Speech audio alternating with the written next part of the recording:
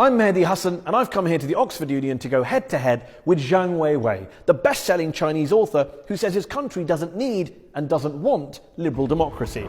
Ladies and gentlemen, without any further ado, our guest tonight, Professor Zhang Weiwei. He was Deng Xiaoping's favourite interpreter, and in his book, The China Wave, he fervently defends the Chinese political model.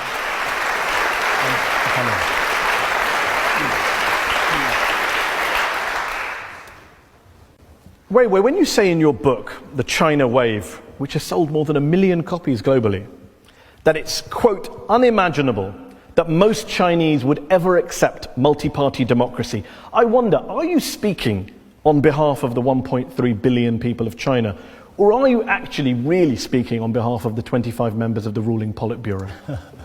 Well, it's really a common sense assessment. And actually, the greatest misunderstanding about China is about the Communist Party.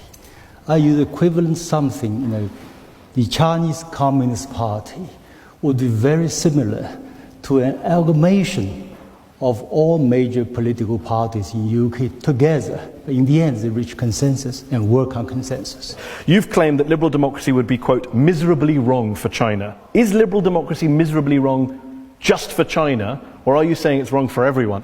I came to a humble conclusion. A non-Western country adopting Western political system usually ends up in two scenarios: either euphoria to despair, or from euphoria to anarchy.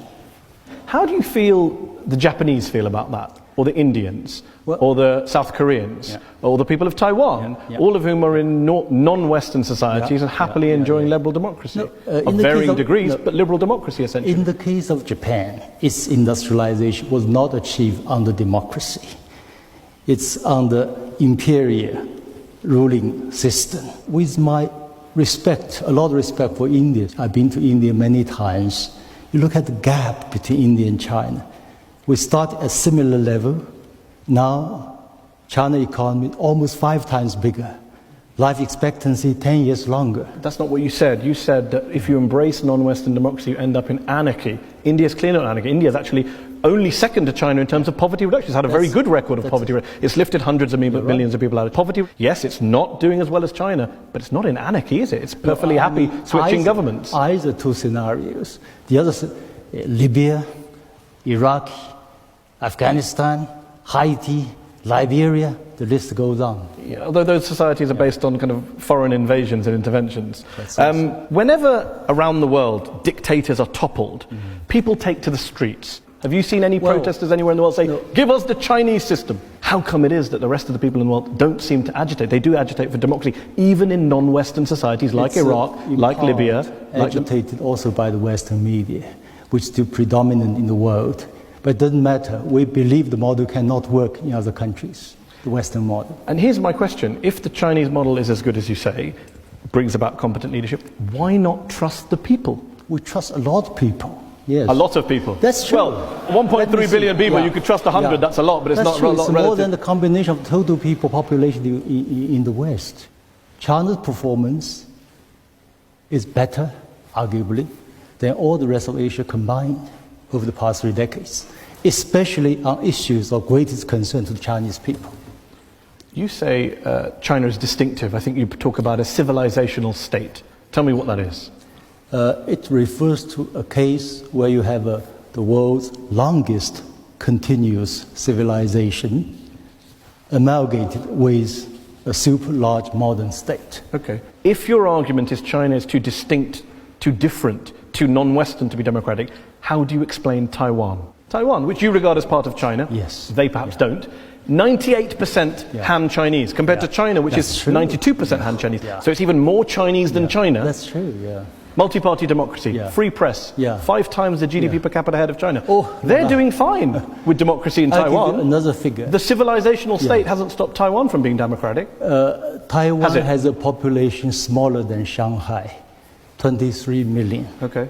Do you know how many Taiwanese live, study, work in the Chinese mainland? 1.5 million. Okay. So it calls a vote by feet.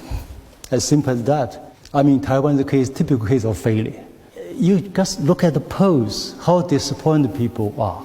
The Chinese government's legitimacy, in your view, is based on the fact that it's a meritocracy and that it's growing the economy at a record pace.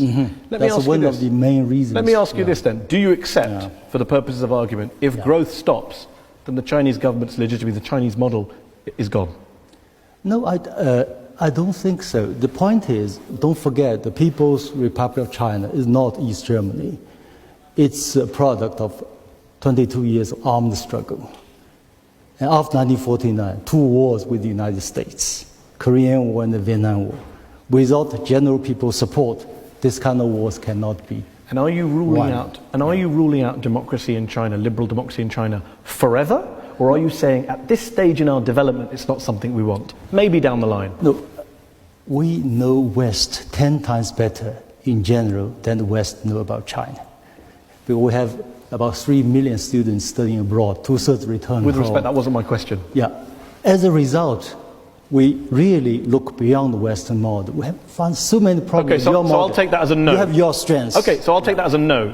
You're not a fan of it even in 50 years' time. Transcend this model. Why are there so many cases then these days of high-level corruption, high-level incompetence? If your meritocratic system is so strong and the basis for your legitimacy, how do all these bad apples get through the net? No, actually, if you look at the history of the rise of major powers, including UK and United States, when you experience the high and rapid economic growth and explosion of wealth, corruption also goes up because supervision, the legal framework, cannot catch up with the progress of wealth. But gradually, things will improve.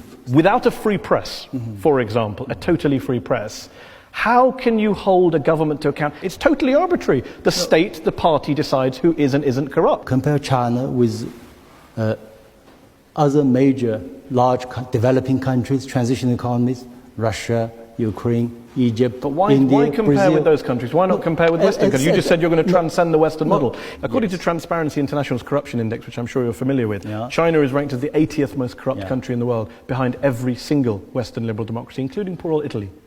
No, China is a huge country. It's equivalent to about the size of 100 European states. In average, European states is about 14 million. We have 1.4 billion. If you compare Italy or even UK with developed part of China, I'm pretty sure Shanghai does much better than Italy.